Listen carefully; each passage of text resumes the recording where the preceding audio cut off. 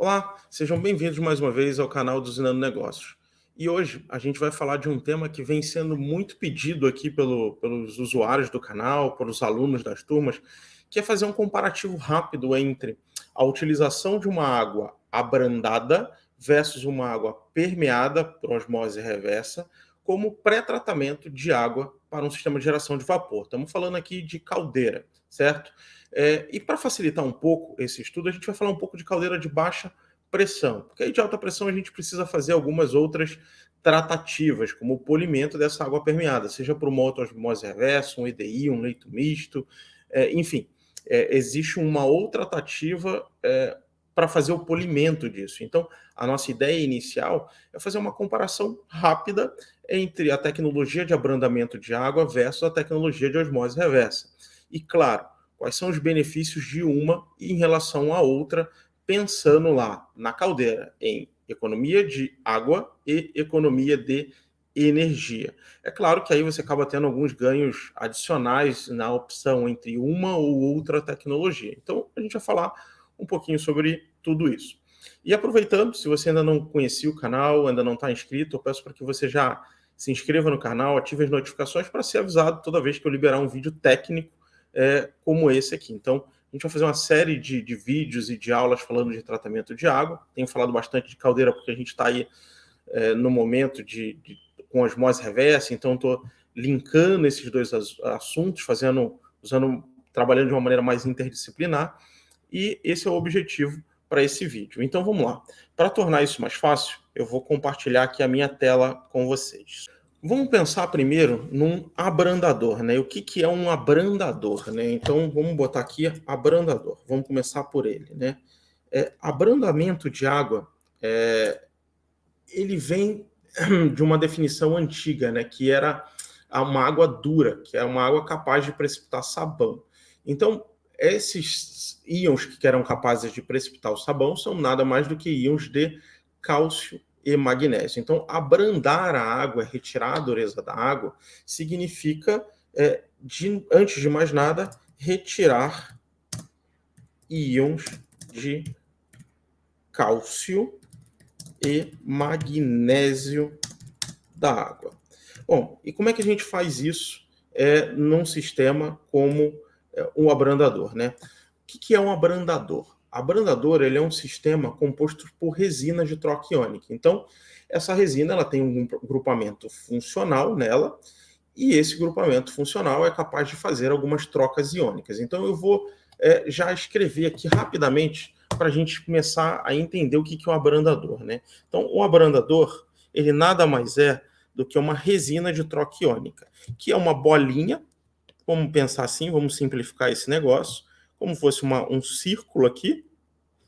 E aí dentro desse círculo, essa conta, esse badge, ele tem pelo menos 3 substâncias aqui, né? Então ele tem água, H2O, ele tem poliestireno e ele também tem divinilbenzeno. Só que isso aqui seria a conta da resina básica. Ela ainda não é capaz de fazer troca iônica. Então, o que você faz? Você adiciona grupamentos funcionais nisso. Então, para caso do abrandador, o que a gente faz é inserir um grupamento SO3-, com um Hzinho mais aqui. Se vocês notarem, agora ela tem uma composição que ela tem carga. E a carga da resina catiônica ela é aniônica. Então, se você reparar, o grupamento funcional que vai fazer a troca de íons cálcio, ele é um ânion. Por isso que ele está ligado ali e consegue segurar cálcio e o magnésio. Então, o que é cálcio e magnésio, né? Quando a gente fala de dureza, a gente está falando de cálcio, 2+, e magnésio, 2+.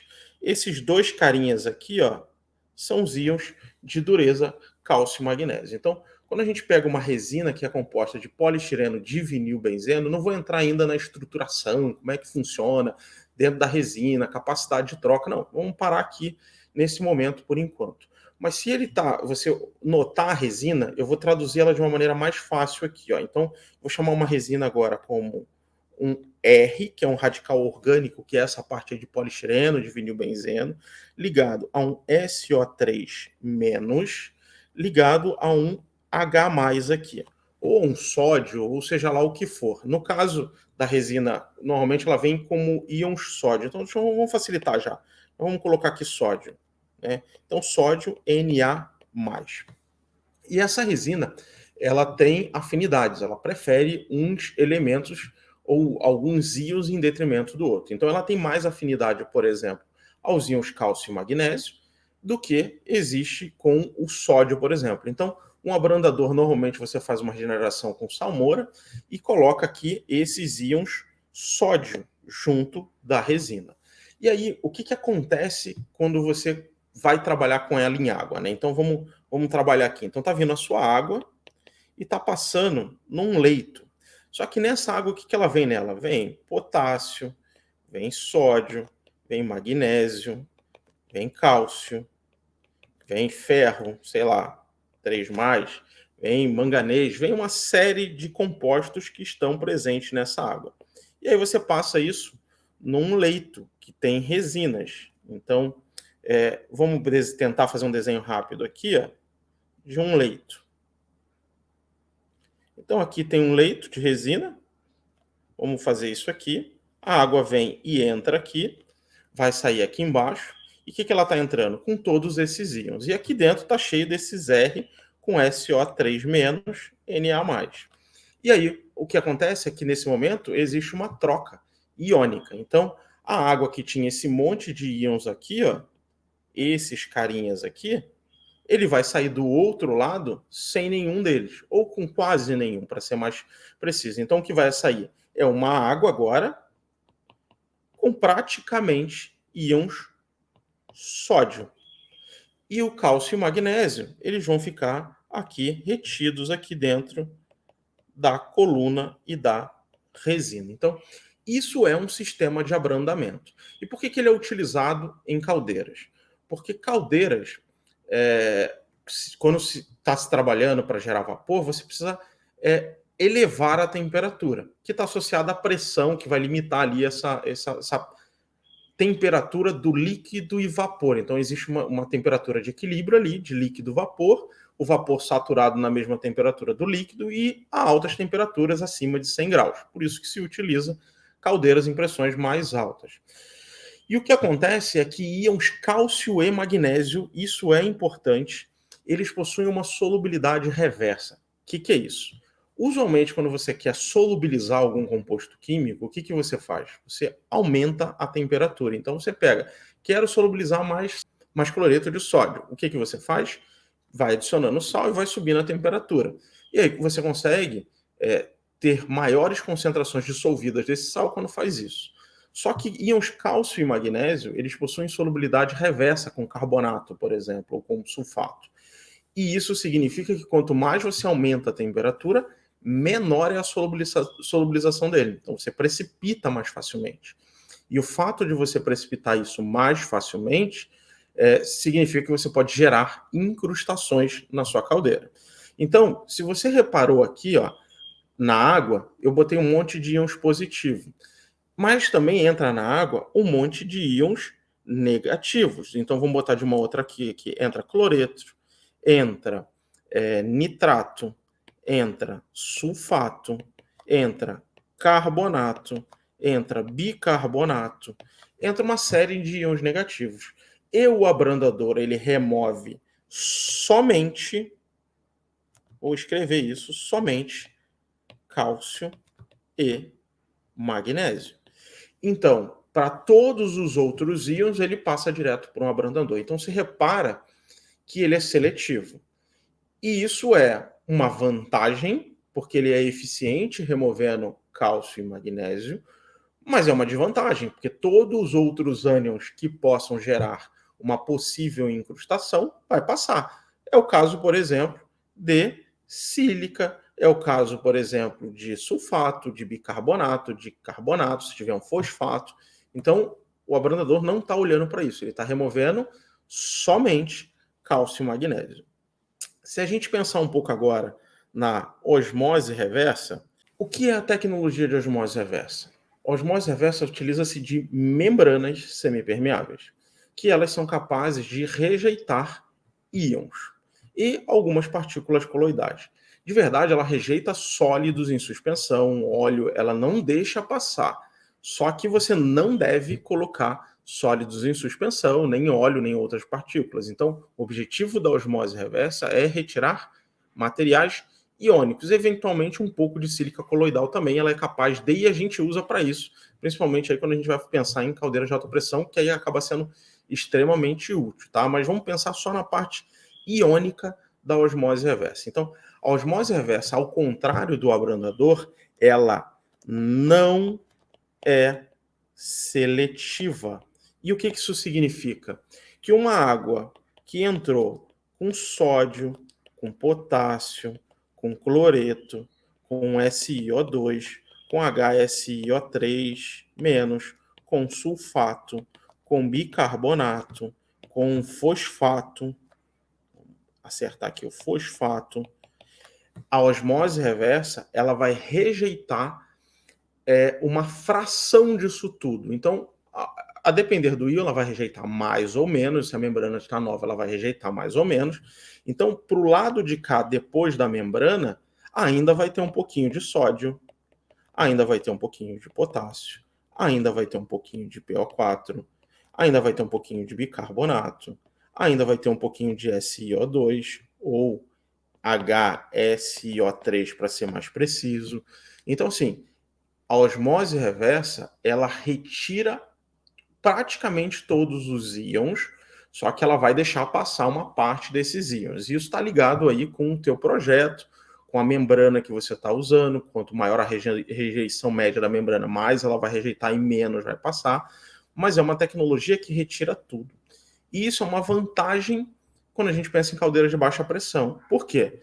Porque em caldeiras de baixa pressão, a gente tem algumas limitações. Primeiro, a gente não quer alimentar dureza, por causa da questão das incrustações de carbonato de cálcio, silicato de cálcio, de serpentina, não quer formar hidroxiapatita e por aí vai. Uma série de possibilidades que poderiam precipitar.